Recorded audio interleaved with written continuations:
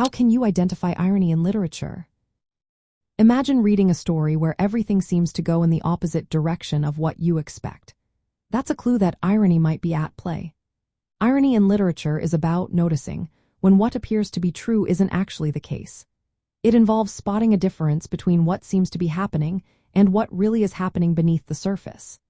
To identify irony, you need to pay attention to the contrast between appearances and reality, or between what characters say and what they mean.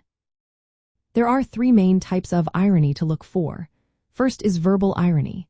This happens when a character says something but means the opposite. For example, if someone gets caught in a storm and says, "What perfect weather for a picnic," they are actually implying the weather is terrible. Detecting verbal irony requires listening to the tone and understanding the context. Second is situational irony. This occurs when the outcome surprises us because it's the opposite of what we expected.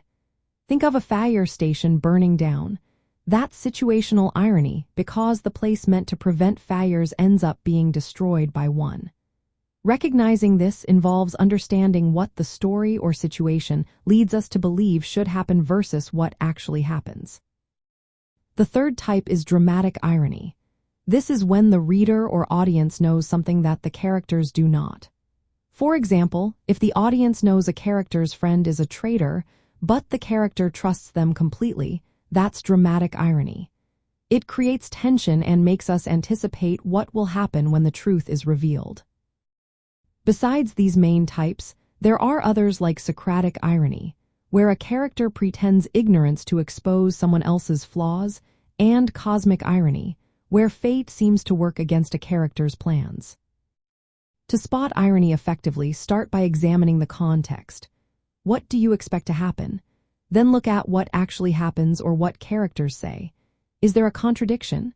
Do their words or actions clash with the situation? Also, consider what you, as the reader, know that the characters don't. This difference often highlights irony. Pay attention to tone and mood because humor, sarcasm, or tragedy can signal ironic intent. In literary analysis and interpretation, recognizing irony helps you understand the author's purpose better. It can reveal themes, criticize social norms, or show human folly.